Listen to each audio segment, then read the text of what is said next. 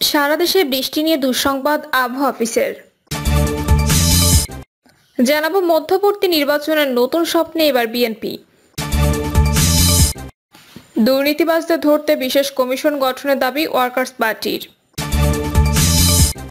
এবং সর্বশেষ জানাবো পঞ্চগড়ে মেয়েকে ধর্ষণের দায়ে বাবার আমৃত্যু কারাদণ্ড। শুনছিলেন সংবাদ শিরোনাম, এবারে বিস্তারিত। সারা দেশে বৃষ্টি নিয়ে দুঃসংবাদ আবহাওয়া অফিসের। চলমান বর্ষা মৌসুমের প্রথম দিকে বৃষ্টি দেখা না গেলেও আষাঢ়ের শেষের দিকে সারা দেশে বেড়েছে বৃষ্টি। সারা দেশেই ভারী বৃষ্টির আশঙ্কার কথা জানিয়েছে আবহাওয়া অফিস। এ সময় কোথাও কোথাও ভূমিধসের আশঙ্কার কথা বলা হয়েছে আবহাওয়া বার্তায়। এতে বলা হয়েছে বাংলাদেশের উপর মৌসুমী বায়ু সক্রিয় থাকায় রাজশাহী, রংপুর, ময়মনসিংহ, ঢাকা, সিলেট, খুলনা, বরিশাল ও চট্টগ্রাম বিভাগের কোথাও কোথাও 30 জুন বিকেল 4টা থেকে পরবর্তী 72 ঘন্টায় ভারী থেকে অতি ভারী বর্ষণ হতে পারে। অপর এক বার্তায় পরবর্তী 72 ঘন্টা আবহাওয়া কেমন থাকবে তা নিয়েও বার্তা দিয়েছে আবহাওয়া অফিস, যেখানে বলা হয়েছে আজ রংপুর, রাজশাহী, ঢাকা, ময়মনসিংহ, খুলনা, বরিশাল, চট্টগ্রাম ও সিলেট বিভাগের অধিকাংশ জায়গায় অস্থায়ীভাবে দমকা হাওয়া সহ হালকা থেকে মাঝারি ধরনের বৃষ্টি, বজ্রসহ বৃষ্টি হতে পারে।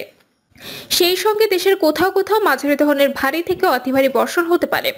সোমবার রংপুর, রাজশাহী, ঢাকা, ময়মনসিংহ, খুলনা, বরিশাল, চট্টগ্রাম ও সিলেট বিভাগের অধিকাংশ জায়গায় অস্থায়ীভাবে দমকা হাওয়া সহ হালকা থেকে মাঝারি ধরনের বৃষ্টি, বজ্রসহ বৃষ্টি হতে পারে। সেই সঙ্গে দেশের কোথাও কোথাও মাঝারি ধরনের ভারী থেকে অতি ভারী বর্ষণ হতে পারে। মধ্যবর্তী নির্বাচনের নতুন স্বপ্নে এবার বিএনপি। দ্বাদশ জাতীয় সংসদ নির্বাচন ঘিরে সব মিশন ব্যর্থ হওয়ার পর নতুন পরিকল্পনা নিয়ে এগোচ্ছে বিএনপি। এই পরিকল্পনা অনুযায়ী ত্রয়োদশ জাতীয় সংসদ নির্বাচন পর্যন্ত অপেক্ষা করতে চাইছে না দলটি। তার আগেই তারা সরকারকে হটিয়ে মধ্যবর্তী নির্বাচন অনুষ্ঠানের ব্যবস্থা করতে চায়। এ বিষয়ে সরাসরি কিছু না বললেও তেমনই ইঙ্গিত দিয়েছে দলটির নেতারা। বিএনপির উচ্চ পর্যায়ে একাধিক নেতা জানান, এখন চাওয়া একটাই, স্বল্পতম সময়ের মধ্যে এই সরকারকে হটিয়ে গ্রহণযোগ্য একটি নির্বাচন অনুষ্ঠানের ব্যবস্থা করা। মধ্যবর্তী বা অন্তর্বর্তীকালীন যে নামেই ডাকা হোক না কেন, তেমন একটি নির্বাচনের পরিস্থিতি সৃষ্টির পরিকল্পনা করা হয়েছে।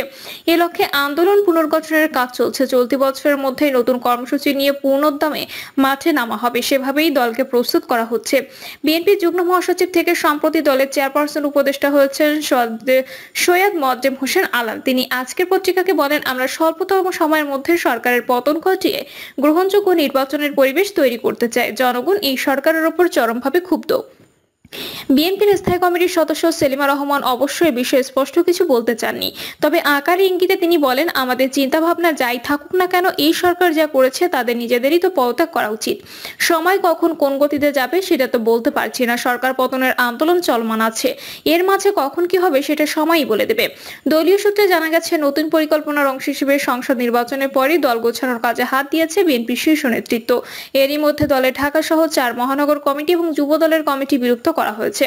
ব্যাপক রদবদল আনা হয়েছে দলের কেন্দ্রীয় কমিটিতে। সহযোগী সংগঠনগুলোর দিকেও মনোযোগ দেওয়া হয়েছে। ছাত্র দলের কমিটি ঘোষণার পর তাঁতি দল, মহিলা দল, শ্রমিক দলের কমিটি বিলুপ্ত করে ঢেলে সাজানোর প্রক্রিয়া চলমান। যুগপৎ আন্দোলনে গতি আনতে শরিকদের সঙ্গে যোগাযোগ বাড়ানো হয়েছে। আন্দোলনের তেজ বাড়াতে জামায়াতে ইসলামের সঙ্গে যোগাযোগ করা হচ্ছে। এছাড়া কূটনৈতিক পরিমণ্ডলেও তৎপরতা বাড়ানোর পাশাপাশি জনসম্পৃক্ততা বাড়াতে প্রচারের উদ্যোগ নেওয়া হয়েছে। কোনো কারণে স্বল্পতম সময়ে এই মিশন বাস্তবায়ন সম্ভব না হলে আরও গোছানোভাবে প্ল্যান বি নিয়ে এগোনোর চিন্তাও আছে বিএনপি সহ মিত্রদের।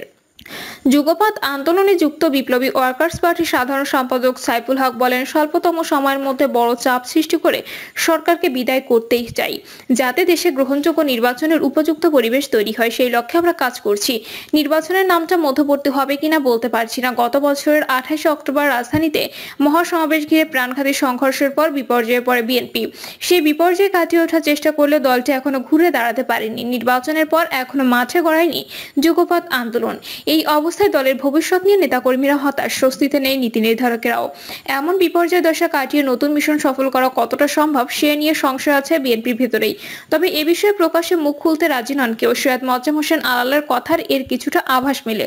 তিনি বলেন, বিক্ষুব্ধ জনগণকে অধিকার রক্ষার আন্দোলনে সম্পৃক্ত করাটাই এখানে বড় চ্যালেঞ্জ। সেই কাজটা কতটা দক্ষতার সঙ্গে করা যায় সেটাই বিষয়। বিএনপির নাম প্রকাশে অনিচ্ছুক বেশ কয়েকজন নেতার অভিযোগ, দলের ভারপ্রাপ্ত চেয়ারম্যান তারেক রহমান ও তার বলই সুষ্ঠুভাবে দল পরিচালনার পথে বড় প্রতিবন্ধক। তাদের রহমানের বলাই ঘিরে দলের সিনিয়র নেতাদের মধ্যে অস্বস্তি ও অসন্তোষ অনেকটাই খোলামেলা বিষয়। তারেকের অনিচ্ছায় জাতীয় কাউন্সিল হচ্ছে না, কাউন্সিল না করে সংবাদ বিজ্ঞপ্তি দিয়ে কমিটিতে পছন্দসই লোক ঢোকানো হচ্ছে। দলের অপর অংশের নেতাদের দাবি তারুণ্য নির্ভর নেতৃত্ব তৈরি করতে কেন্দ্রীয় কমিটিতে অপেক্ষাকৃত তরুণ যোগ্য নেতাদের অন্তর্ভুক্ত করছেন তারেক রহমান। আর কাউন্সিল অনুষ্ঠানের উপযুক্ত পরিবেশ না থাকায় বাধ্য হয়ে সংবাদ বিজ্ঞপ্তির উপর ভরসা করতে হচ্ছে।